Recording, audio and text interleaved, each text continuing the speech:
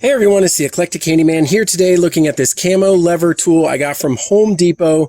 It's used to move into place bowing or irregular deck boards. Let's check it out.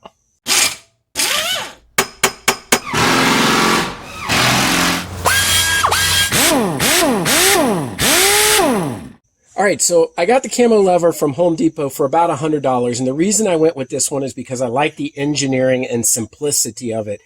It is more than double than a traditional bar-style bender for deck boards. The most popular one, I believe, is made by Stanley Black & Decker. You'll see it in the black and gold color. And there's also an orange one on Home Depot that's a little bit cheaper.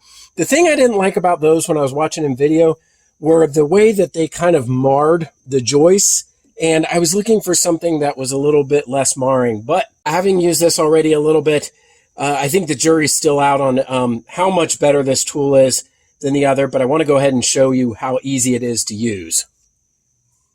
All right, here's the reason we use a tool like this. I'm working with 16-foot deck boards right here that have partially dried out. They're starting to bow a little bit, and there's a major gap between them, but it's not that it's not recoverable. I can actually push it together, but the problem is it's really challenging, and if it's that size like that. So you use a tool like this, and what this is going to do is compress it, then you can put your screws or nails or whatever you're doing to fasten the board down. Let's see how easy it is to use. All right, so to use it, you've got a single or double joist here. Since I'm working with single joists, I just set this, screw it in, and I leave it there. I don't have to do anything. By the way, setup was just this one screw right here. In 2 minutes out of the box, you're ready to use this. Put it on the joist either side.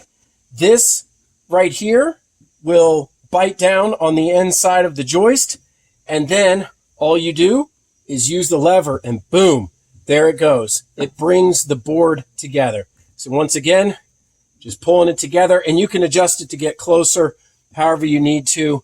And so, for example, if I needed to pull it back a little bit and get it up a little closer, get that there and really pull it in. All right, then you could, fasten it down, one hand, then you can work with your power tools and get this secured as needed. All right, the problem is that this wheel, in certain scenarios, depending on the wood, is actually, even though it's very nice and smooth right here, it actually does mar the wood. Let's take a look at that. All right, so let's take a look what happens when we use the camo lever tool directly on the board itself. Yeah, so right here, that's where the wheel pressed on the wood, and looking from overhead, I don't desire that every time I use it on the joist. So, not going to be doing that again. Okay, so what I've done to combat that, I've got my piece of scrap wood here. I'm going to do the same thing. I'm just going to back it down the joist a little bit.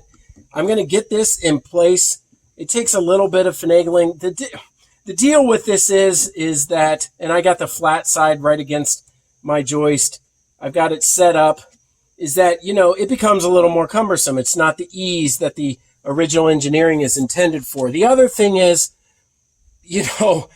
wear safety goggles. This is my fix for this. You might just go directly against the board. Maybe it's not causing you any problems, but for me it was. So I'd rather have it chew against this and keep this flat rather than work directly on the board.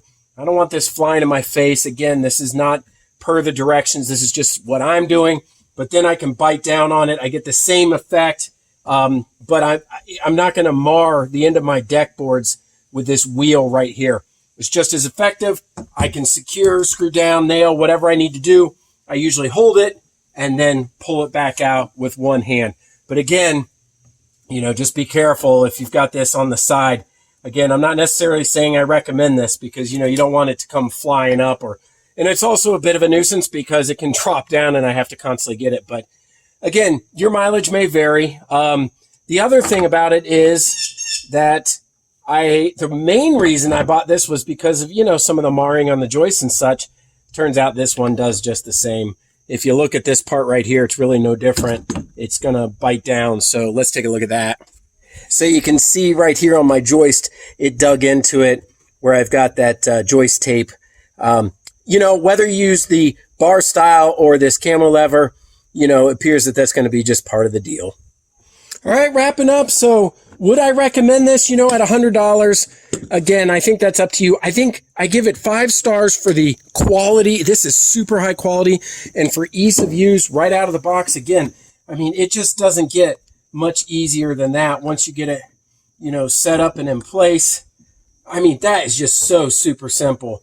As far as the marring that it does and that part of it, I probably knock it down to about 3 stars for the fact that I have to use a piece of scrap wood. So I did think about possibly returning it, but I just like the ease of use. So I'll probably go ahead and keep it as an investment and keep on using it. It solves the problem. Anyway, hope you found this helpful. And until next time, this is the Eclectic Handyman. We'll see you later.